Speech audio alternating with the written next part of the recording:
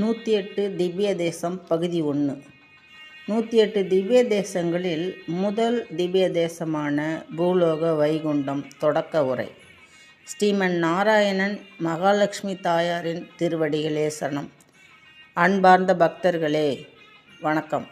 இன்று நாம் 108 திவ்ய தேசங்களில் முதல் திவ்ய தேசமான திருவரங்கம், அதாவது ஸ்ரீரங்கம் பற்றிய அரிய தகவல்களை அறிந்து கொள்ளப் போகிறோம்.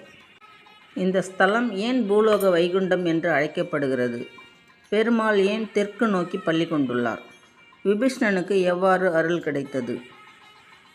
இவற்றையெல்லாம் இந்த வீடியோவில் தெரிந்து கொள்வோம். திருச்சிராப்பள்ளி அருகே காவிரி மற்றும் கொள்ளிடம் ஆறுகளுக்கு இடையில் அமைந்துள்ளது புனித தீவு ஸ்ரீரங்கம். 108 திவ்ய தேசங்களில் முதலிடத்தில் போற்றப்படும் இந்த திருத்தலம் வைணவ சமயத்தின் மிக பெரிய புண்ணிய ஸ்தலங்களில் ஒன்றாகும். இங்குள்ள மூலவர் ஸ்ரீ ரங்கநாத பெருமாள், தாயார் ரங்கநாயகி தாயார். ஸ்தல வரலாறு. படைப்பு கடவுளான பிரம்மதேவர் ஸ்ரீமன் நாராயணனை நோக்கி கடும் தவம் செய்தார். அவரது பக்தியால் மகிழ்ந்த பெருமாள் ரங்க விமானத்துடன் காட்சியளித்தார். பின்னர் அந்த அர்ச்சாமூர்த்தி சூரிய வம்ச அரசர்களால் வழிபடப்பட்டது. பிறகு ஸ்ரீராமபிரான் தனது பட்டாபிஷேகத்திற்கு பிறகு விபீஷ்ணனின் பக்தியை பாராட்டி அந்த ரங்கநாத பெருமாளை அவருக்கு பரிசாக அளித்தார். விபீஷ்ணன் பெருமாளை இலங்கைக்கு எடுத்துச் செல்லும் வழியில் காவேரி கரையில் சந்தியாவதனம் செய்ய வேண்டிய நேரம் வந்தது. அப்போது பெருமாளை கீழே வைத்தார். பூஜை முடிந்தது மீண்டும் எடுக்க முயன்றார். ஆனால் பெருமாள் அசையவில்லை. அப்போது பெருமாள் அருள் செய்து, விபீஷ்ணா, நான் இந்த புனித பூமியிலேயே தங்க விரும்புகிறேன். ஆனால் என்றும் தெற்கு நோக்கி இருந்து உனக்கு அருள் புரிவேன் என்று கூறினார். பெருமாளின் திருக்கோலம்.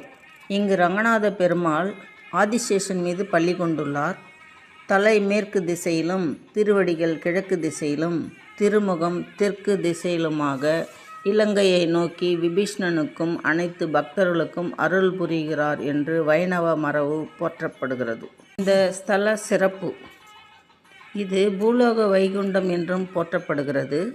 108 ஆழ்வார்களில் பெரும்பாலானோர் இந்த ஸ்தலத்தை மங்களாசாசனம் செய்துள்ளார்கள். ஆண்டுதோறும் நடைபெறும் வைகுண்ட ஏகாதசி திருவிழா உலக புகழ்பெற்றது. ஸ்ரீரங்கத்தில் பெருமாளை தரிசித்தால் மன அமைதி, குடும்ப ஒற்றுமை மற்றும் இறையருள் கிடைக்கும் என்று பக்தர்கள் நம்புகின்றனர். அன்பர்களே, வாழ்க்கையில் எத்தனை சோதனைகள் வந்தாலும் ஸ்ரீ ரங்கநாத பெருமாளை மனதார நினைத்தால் அவர் நம்மை ஒருபோதும் கைவிட மாட்டார். ஸ்ரீ ரங்கநாத பெருமாள் திருவடிகளே சரணம்.